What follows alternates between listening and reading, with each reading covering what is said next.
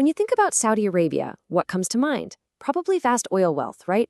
Glistening, futuristic cities rising from the desert. But underneath all that shine, there's a fundamental vulnerability. It's the largest country in the entire world with, get this, 0 natural rivers. Absolutely none. It's like having a palace made of solid gold, but you've only got a few sips of water to drink.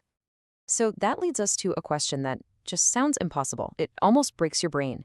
How on earth do you build a river, an artificial one, that's longer than the Nile, in a country that's defined by having almost no water?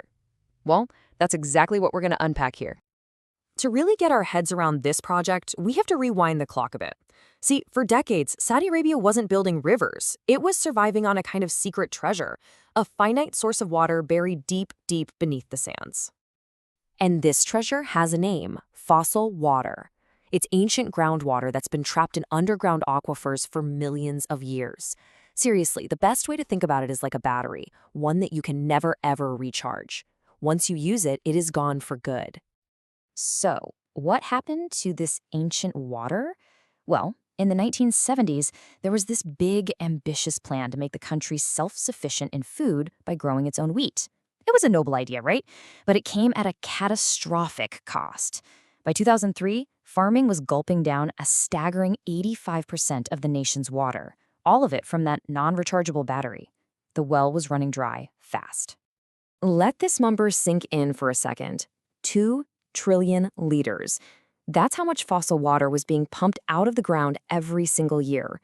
NASA satellites could literally see the aquifers vanishing from space. It was completely unsustainable. They had to slam on the brakes, turn off the tap, and save what little was left for true emergencies. So with their only natural water source now effectively off limits, what do? Well, Saudi Arabia's response wasn't about conservation. Oh no, it was about creation. They decided to embark on one of the most ambitious engineering projects in the history of humankind. The plan is just mind-blowing. To build a nationwide network of massive underground pipes, an artificial river stretching for 12,000 kilometers. This isn't just a pipeline, it's a circulatory system designed to bring life to an entire nation. And the volume of water it's designed to carry is just as staggering. We're talking 9.4 billion liters of fresh water. Not per year, not per month, every single day. To really put that into perspective, this artificial river system is nearly twice as long as the Nile River.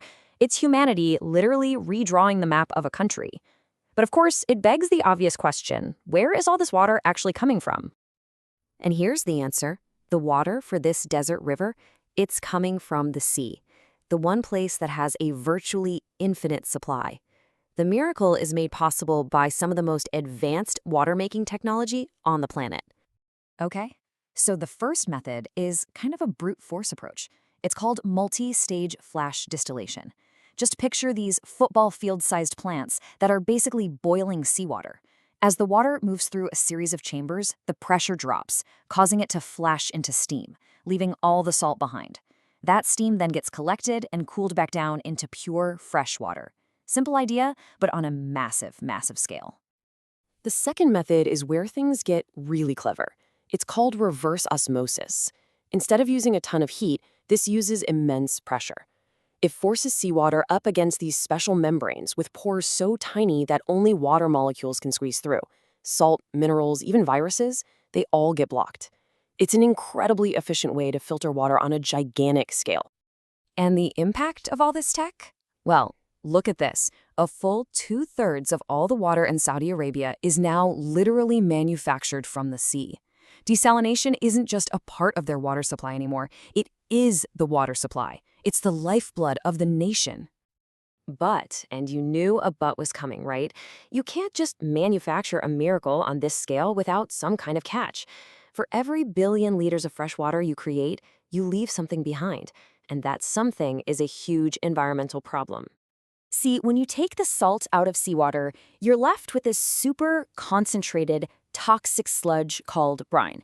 And every single day, the plants in Saudi Arabia produce 329,000 tons of it, which gets dumped right back into the sea. And if that number is kind of hard to wrap your head around, try this on for size. That's like dumping the weight of over 1,600 blue whales into the ocean every single day.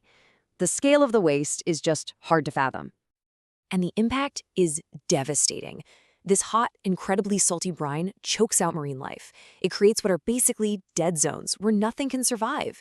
It kills beautiful coral reefs, it raises the sea temperature, and it threatens the entire coastal ecosystem of both the Red Sea and the Persian Gulf. Now, that sounds really dire, I know, but the story doesn't stop there. Innovators are racing to find solutions. Some ideas include using these deep-sea diffusers to spread the brine out so it's not so concentrated. But an even cooler idea is something called brine mining, actually extracting valuable minerals like magnesium and potassium from the waste. You could literally turn pollution into a resource. So let's just step back for a second. What are we really looking at here? This whole project is way more than just pipes and water pumps. It's a statement. It's a bold declaration that humanity, with enough technology and sheer willpower, can engineer its own environment to secure its future. But defying nature on this level isn't cheap.